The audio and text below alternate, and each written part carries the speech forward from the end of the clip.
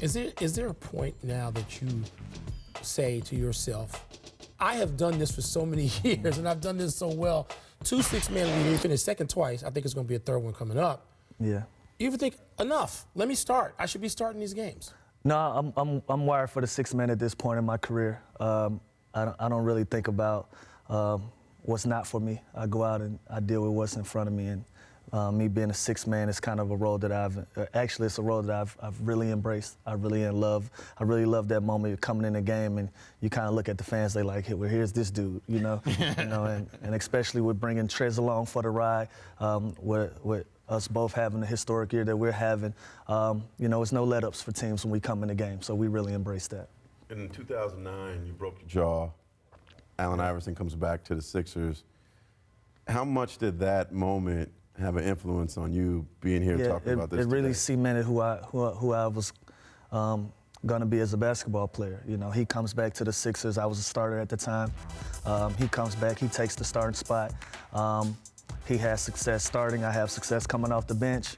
I think some coaches or some upper power said, maybe we should explore this, and that's been who I am, as a basketball player ever since that moment. So.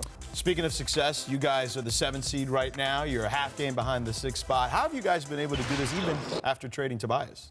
You know what? We got a lot of chemistry. We have a really good culture with the Clippers organization. We have some really great personalities in our locker room, and on top of all of that, we have some guys that want to prove their names.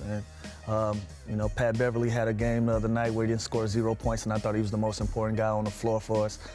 Gallo goes out there and gives us everything that he has, and then obviously our bench crew, we come in. So we have so many different personalities and makeups that we put into this pot that works for us. You mentioned Harrell. Could he be the most improved player in the league this year? Yeah, I definitely think he should be in the conversation. He's had a breakout year. The energy that he brings to the table when he comes into the basketball game, the way that he finishes, and just making that transition last year from this year, having such a huge jump and impact, I think he's definitely in the conversation. What has surprised, or if not surprised, impressed you about the way you guys have been able to play in a loaded conference, top to bottom like this, even as you lose players? Just our attention to detail and the focus. I think coming into training camp, we understood we didn't really kid ourselves about what the Western Conference represented.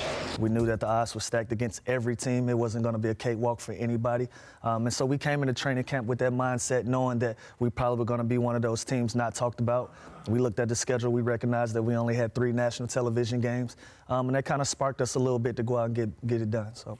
You went to the Hall of Fame when you got the Naismith Award, yeah. And as a high school kid. What argument do you have to be in there for your whole career as a professional in several years? This is my bid right here. Let's go. This is your opportunity. It's the start. All right. Well, I have a strong opportunity to get a third 6 man. Having that record, having such a unique role in this league and being able to perfect it, I think that'll get me in there. One of those ballots. I take either one, don't matter. So. Now I would be remiss if I didn't ask you about another Hall of Famer, Allen Iverson. What's your best quick Allen Iverson story? Best quick Allen Iverson story. I watched his Hall of Fame speech, and he talked about making me cry in practice. That wasn't the truth. But the backstory to that particular day, we were giving him a hard time about practice. And he was like, I'm doing you a favor by not practicing. I take your self-esteem. And I said, oh, you must don't know me that well. And we began to go back and forth about him practicing. He eventually went and got dressed, and we battled it out. And obviously, he is a Hall of Famer. He did get the best of me that day. But I stood up for myself, so I was proud of that. But he had one of those AI days in practice, and he just did whatever he wanted to do with me. So that might be the first testimony about AI in practice. Right, there you go. You're talking about practice. There you go, not a game. So Lou, a couple of quick questions for me. We've talked about yourself. We've talked about Montrezl. What about your coach, Doc Rivers? He's had some amazing coaching stints. Obviously, he's won a championship. How about him for Coach of the Year? Doc has been amazing for us this year. Just the way that he communicates with the guys. The way he gets his point across. We just believe in him as a leader. He's one of those guys that he leads by example. he has a high level of expectation level for all of us, all of these guys in the locker room, and we go out and we follow his lead, man. So I would definitely put Doc as well in the conversation for Coach of the Year. We started the show talking about the differences between the two LA teams and talking about the offseason potentially, right? And your teammate Patrick Beverley has talked a lot about this being LA's team, the Clippers being LA's team. Why are the Clippers LA's team now? You know what? I'll let Pat do that part. But as far as free agents, man, we have a really good core of guys.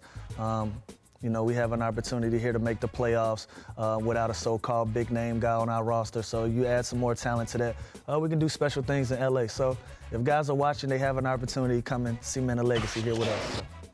All right, Luke, we couldn't have you on without playing one of our favorite games. All right. Okay? It's called What Were You Thinking? So let's start here. What were you thinking when you first heard Drake drop you on the track 6 Man? I was thinking this was pretty cool. The biggest artist in the world, name dropping me, naming the song 6 Man, and being able to hear it before it came out and kind of get my stamp of approval. I was thinking this is pretty dope, and especially what we were doing that year with the Raptors. So. All right, next up, what were you thinking when you posterized the Heat back in your rookie season?